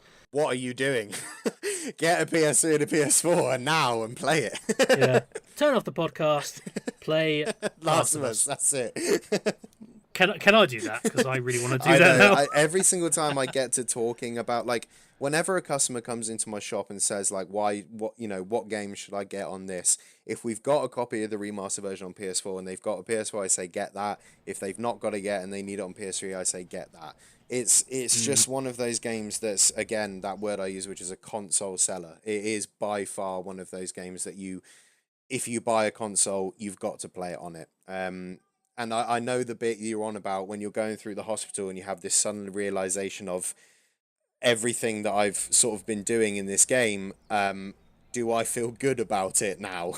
Yeah, I've kind of decided that I might not be such a nice guy anymore. No, it's brilliant. It's like a really nice kind of part of the game, and you need to kind of experience that in its entirety. You can't really kind of like explain what that is. No. So I think we should probably just move on. Definitely. Because I don't want to spoil anything for anyone else. No. Okay, I probably should talk about what I've been playing. Yeah, go for it. I'm very excited to hear it. So I've been playing a few games. I've been playing a lot of... I'm not going to raise this any other time in any other podcast. I just want to raise it now because something important happened. I've been playing a lot of Final Fantasy XIV, which is the online MMO, and it's taken 5 years, but I finally have a house. Okay, is that a big... I will admit to you, Final Fantasy XIV has not graced my console at all, so you're going to have to let me know if that is a big thing. It is a massive thing. Basically, you have like plots of land, and these are actual kind of real, they're kind of like almost physical plots of land. Once they're gone, you can't buy any more land, so you can't buy a house. Wow, and is there a limited amount? Yeah, there's a limited amount. Wow. And we, my partner and I played for it quite a lot. We've been going on and off, like, subscription running out, then like choosing not to play it for a couple of years and then coming back to it. And we always we found out like the house things like to buy a plot of land cost like 3 million gil. And we raised that. And we were like, brilliant, we can buy a house now because that's going to be, really important. That gets us to do something. We get to kind of decorate something. We get to kind of put our own stamp on the world because it was like this thing that just stays in the universe when you're not in the game. And it was really exciting. So we went to buy it. It was like, hey, you need to have a grand company and it needs to be level 5 in order to buy housing. And we're like, god damn it. So grand companies were these kind of clan systems, and because we don't play with anyone else, we set up our own clan by creating 2 fake characters. Oh my word! Okay. Because we were only able to have we had to have 4 members in our clan in order for it to be recognised as a clan in order to buy housing. So we did that. What happened then is you get points for your clan based on all the activities you do online. And considering these clans have hundreds of people, it meant that me and one other person trying to fill up this bar of progression for this clan took years. I can imagine. And so we just been sitting there for ages trying to get this house, and finally we were like, we got the house, we got the money, we got the clan thing. What else can we do? And then it was like, you also need to complete these hunting missions. And I'm like, oh my god! Just adding more and more steps to a very long set of stairs. So every single time we thought we completed an objective, something else kept popping up, and finally we just managed to get. We didn't just get one house; we got 2 houses because we've got so much money now. Yeah, brilliant! Oh well, congratulations! That is awesome. Yeah, I mean, it's it's much more difficult to probably get a house in Final Fantasy XIV than it is to get a house in real life. Yeah, it does sound definitely a lot more stress-worthy, I will say. Yeah. But no, I'm playing that a lot. I won't be talking about it anymore because it's just the same thing and it's an MMO and people aren't interested very often. The other things I've been playing is a game on the PC, which is a Game Jam game for Ludum Dare 40. Okay. And someone made this game in 3 days called Cats Are Arseholes. Okay, I'm already infinitely more interested. Yeah, so the game's called Cats Are Arseholes. You play as, assholes. It's the American spelling of it. Right. Yeah, I'm really sorry. I've got to put that out there. You play as a little old lady who likes looking after cats, and she starts doing a kind of a cat shelter. Every 30 seconds, a new cat will come through the door and it will start walking around. And what you have to do is you have to kind of make sure they're fed, you make sure you clean up after their poo. You have to do all of these things to make sure that the cats are happy, because if there's no food in their bowl, they'll start eating you. Yeah? Okay. And essentially, it's a game where you never win. There's dozens of cats on screen and you just can't do it. You just won't be able to have enough time or energy or kind of planning in order to kind of do this. So eventually the cats will eat your dead body as this little old lady. And it's just interesting to me because I don't know, I like these kind of games where you can't win. Yeah. But you can get better a little bit each time. It's that Family Guy line, isn't it? Where one of the characters says you don't win, you just do a little bit better each time. It definitely sounds like one of those. Yeah, and it's done for a Ludum Jam. It's someone made it in 3 days. It's really fun. I spent about an hour playing it, so that's cool. If you get a chance, play it. It's on itch.io. It's called Cats Are Assholes. Yeah, I will definitely note that one down. Check it out. Yeah. The other game I've been playing is Onrush, the beta. Do you know what Onrush is? Onrush? No, that's not. It's called Onrush. It's made by the guys who did the MotorStorm games for PlayStation. Okay. And basically, it's a kind of a game where you drive a car or a motorbike around a track, and there are little kind of minion enemy people that you can ram into, and it knocks them off the road, and you get a boost every time you knock an enemy out of the game. So the objective is to fill up this boost bar by boosting. Okay. But you have to do things in the game to get boosts, like go over jumps, take down other people. It's really weird. I don't like it very much. And you got people like Kotaku saying how it's the the best racing game of a decade. And I'm like sitting there thinking, have you played Forza Horizon 3 and its Hot Wheels expansion? Because if not, this does not deserve to be in the same category. Yeah. But then there's lots of people who are really excited about it. I think maybe I'm just bitter and old and maybe don't get it. But what happens is if you crash in the game will just teleport you back to like kind of racing with everyone else. So not like a Mario Kart way of doing things where it just places you back on the course. You actually just get put in the middle of it. Yeah, it's almost like Micro Machines. Right. Okay. So it's like almost like you crashing doesn't really have much of an impact. I mean, yeah, you won't be able to use your boost and fill up the bar, which, I mean, this stupid bar thing, I don't care about filling that up. I just want to win a race. You know, I want to get to the checkered flag. But what happens is once you fill up this bar, the game just suddenly ends and goes, hey, you won or you lost. It didn't feel like there was an actual ending to it. It just felt like, oh yeah, someone else boosted much more than me. The game now ends. Someone held down their button harder than I did, and now they've won. Yeah, I think maybe I've kind of like lost. Maybe I've missed the point of it, but I just didn't enjoy it. And I love the Motorstorm games. You know, Motorstorm Apocalypse and what's that, Pacific Run? Was it Pacific Run? I'm not too well versed on my MX games, but I did know that Apocalypse sounded quite interesting to me because you have to race whilst the world is literally coming around down your ears, I think was the premise of it. Yeah. I mean, it's really fun. It's really engaging. And, you know, those guys who made the game were really talented. But I just didn't like this. And it makes me sad. Have they got any, like, other plans for anything else in the future? Do you know? What, for On Rush? Yeah. Like, are they going to sort of bring out anything like DLC, maybe tune it up a bit, or is it just what they've released so far? I'll be honest with you, it left a bit of a sour taste in my mouth and I haven't been looking into it. Yeah. So, sorry about that. No, that's okay. Yeah, but yeah, and the only other thing I've been playing is I've been trying to play and collect all the stars in Super Mario Odyssey, but it's just taking some time. I don't really want to talk about it. Yeah, I mean, my friend, I'm not a Switch owner, but I've always said that Mario Odyssey and Breath of the Wild are the things that I would buy a Switch for. And my friend said that he finished it, and I'm going to say some sort of arbitrary amount of moons now, and everyone's going to be like, that's nothing, but he finished with sort of over 100 moons. And yeah, exactly what I thought the reaction was.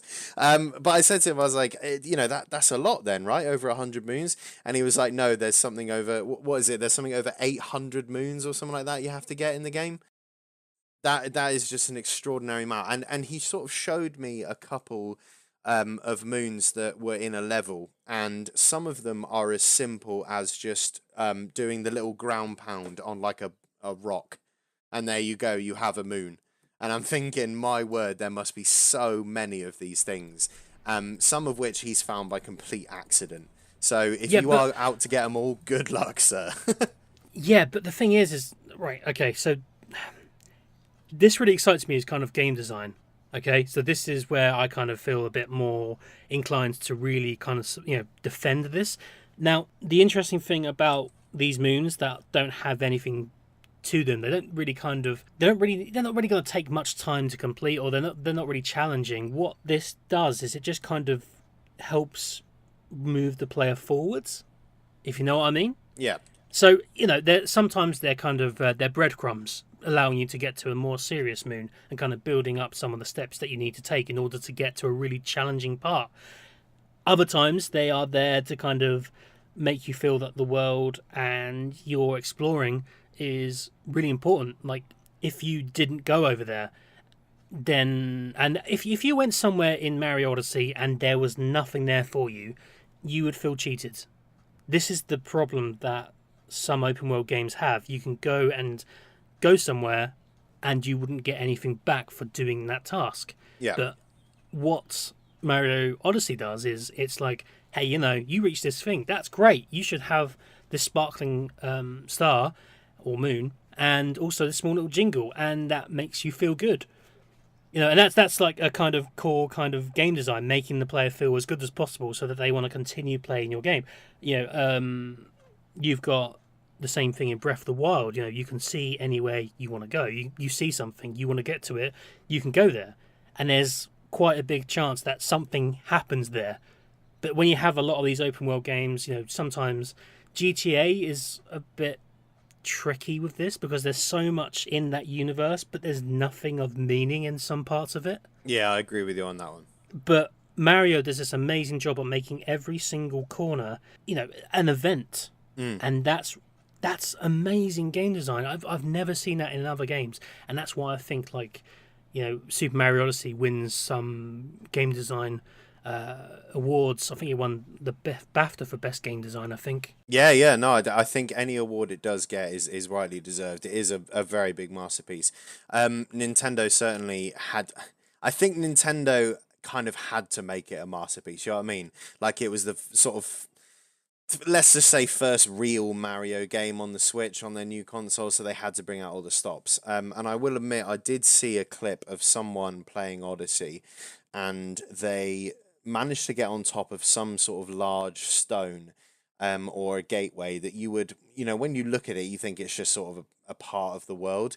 And he did so many sort of convoluted jumps and like pixel perfect, frame perfect jumps to get to the top of this. And he was rewarded with piles and piles and piles of gold coins. And it's the idea that these game developers were building this sort of gateway or this stone plinth or whatever it was, and someone sort of snuck over their shoulder and went, "Hey, do you reckon someone will get on top of that?" And they went, nah, they wouldn't get on top of that. But what if someone did? Do you know what I mean? Like, we need to put something up there just in case. And they did, and someone got up there, and it was really nice to see. So I totally agree that they've definitely done a good job on the game design. Yeah, no, I can't really say much more than that. It's amazing. I really love Super Mario Odyssey, and just the feel of it just makes me want to keep coming back and playing it. So they've done an amazing job, and the team who made it are all pretty new. They're kind of new game designers. They're not from the old ways of Nintendo. So this is one of the kind of more fresh approaches to development that Nintendo are taking, and I'm really excited to see how this happens because what comes from this, because they're all kind of pretty new game designers. They probably still have another 10 more years, 15 years of creating things, and if this is one of the first things that they've made together as a young team, it's really interesting to see where else they can take this. And anything that lets me take over a dinosaur with Mario's cap is fine by me. Yeah, definitely. Okay, I think that's everything I've been playing. I have got something else to talk to you about, which is kind of some, admin stuff, really. Okay. This is actually kind of following on from what we want to do for the future. The first thing we did is, when we created this podcast, is we don't know what the name is for it. We don't know anything about each other. Me and Elliot never actually spoke to each other before recording this episode. It's true. And one of the things that we wanted to find out about is whether or not we can kind of, have that chemistry to talk about things really excitedly and see if we want to do it again. We had another person called Dean who was supposed to join us today, but he is busy, and I'm sure that we're going to have to see how he copes with talking with me and Elliot as well. Unfortunately, it's we're going to have to gang up on him a bit, I think, if he comes back to us, because we've got a bit of a rapport going on, and he's going to be the new kid in school. Yes. Has to kind of earn his rep, Definitely, yeah.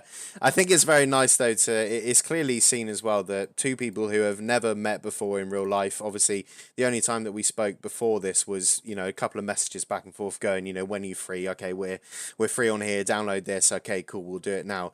I think it just goes to show that gaming can bring the sort of strangest people together, and people you wouldn't ever think to sort of talk with or anything like that. And I will admit, I'm quite happy to be part of our Facebook page, because Tasha Hurst, who is one of the people that is on our Facebook group, was the original person who invited me to the Gamers Crib.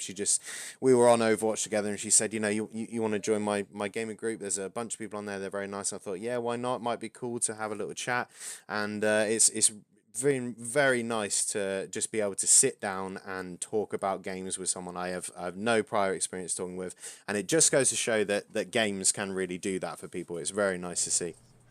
Yeah, no, agreed.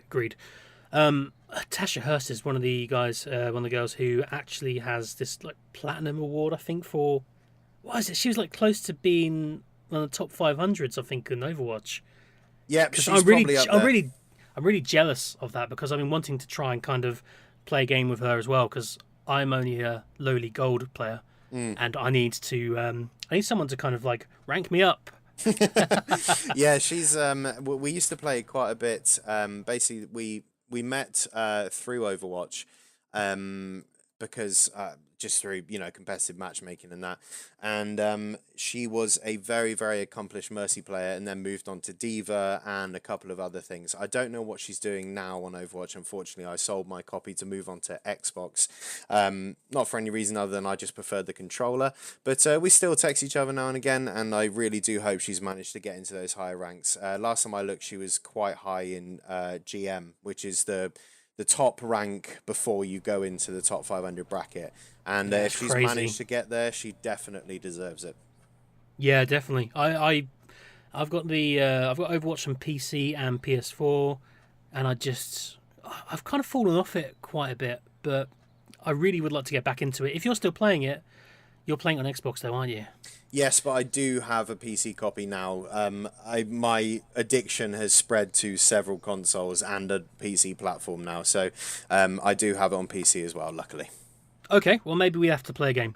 Yeah, definitely.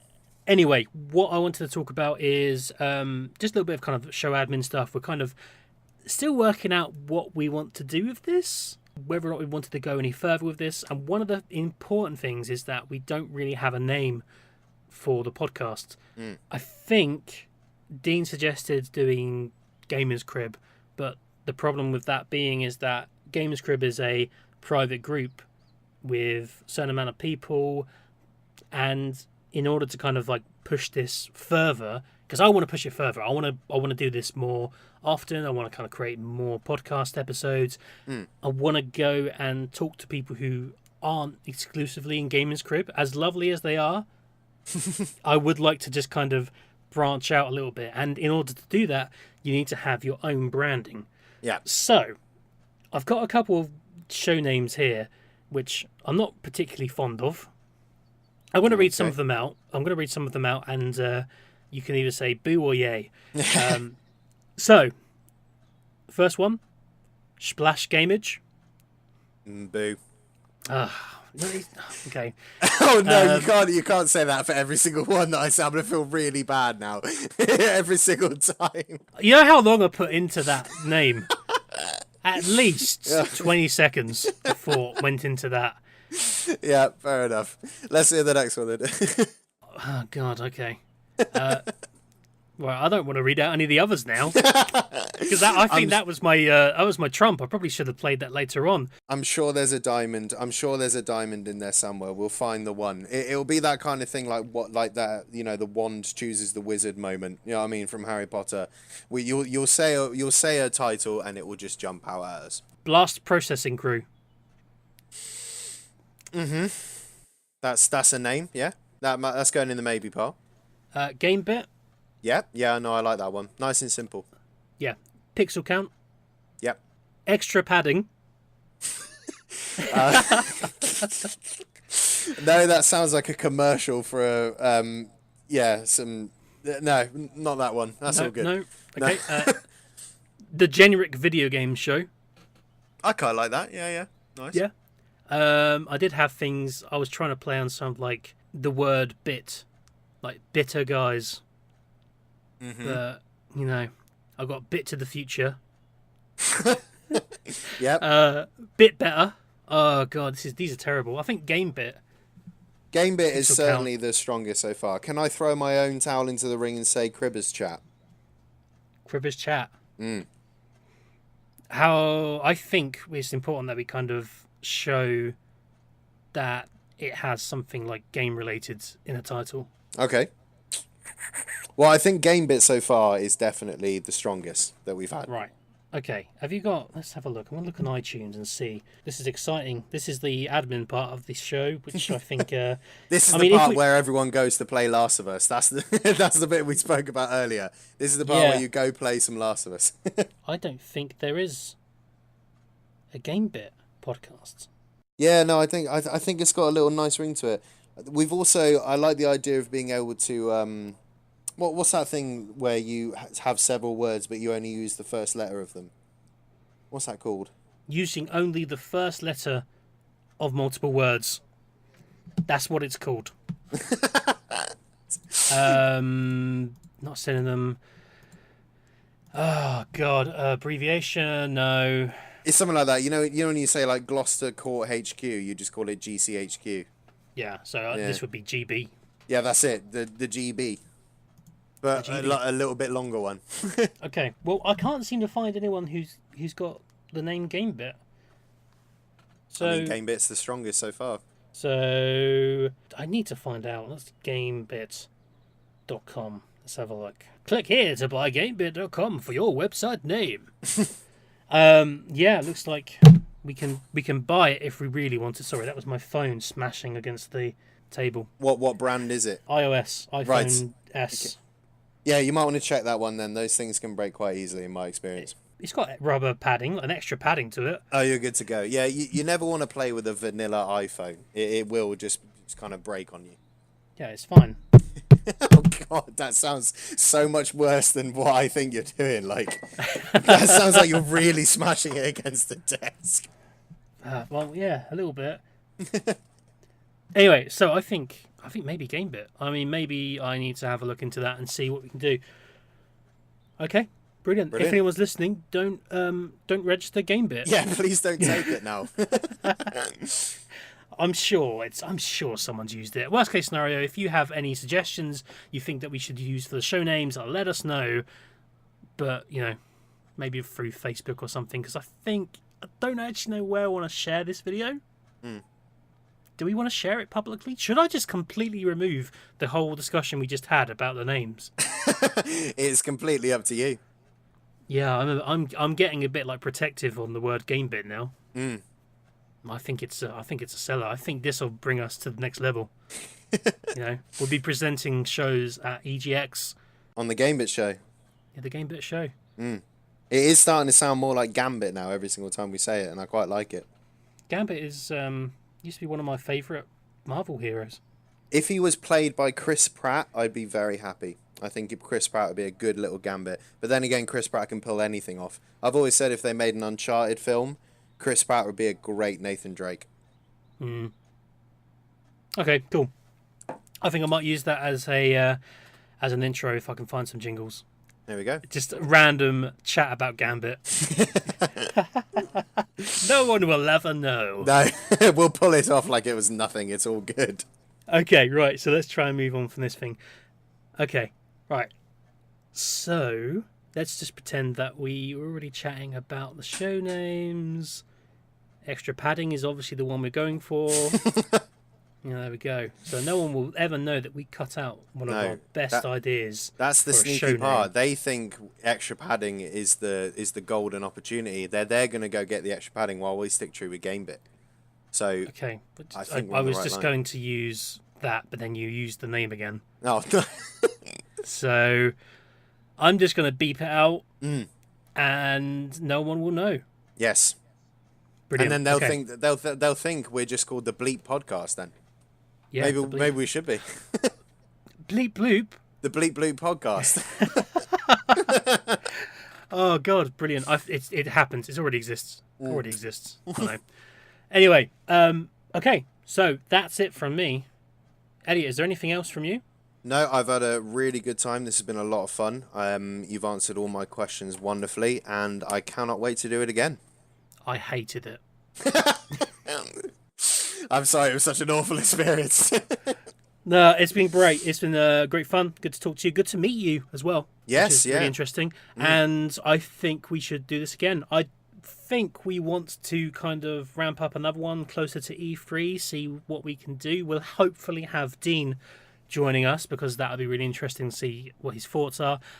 I think if I was to have any kind of maybe constructive criticism to the show based on what I think I've heard, Of course. because I'm giving ourselves feedback on this. If you have any feedback, let us know. Is that I think we tended to really bounce around topics quite a lot, and it's nice, but I don't know whether people enjoyed that or whether they just wanted us to be a bit more concise with our stuff, because we led from talking about one thing and then it just escalated into something completely different, and it's fun. It's really nice, but I don't know whether we should be a bit more concise with everything and trying to kind of stay on topic a bit more, but we keep changing things. It's always happens with conversations about, you know, when we talk about video games, because it's such a large industry and there's so many different things you can talk about, that you start bringing in sort of other things to talk about as examples, and then you sort of go, oh yeah, that's a really cool thing as well, and then you bring in another example and you're like, oh yeah, we really want to talk about that as well. So I definitely do agree. Next time we will have a structure as to what we want to talk about, and then have little substructures as well. But I really enjoyed rambling. Obviously, that's what I love to do. But yeah, we will have a structure. Brilliant. Sounds good. Well, if that's it, then anyone listening who has braved the very end of the podcast to get to this point here, thank you very much for listening, and we hope that you enjoyed it. If you didn't enjoy it, why the hell did you get this far? But anyway, that's bye-bye from me. And a goodbye from me.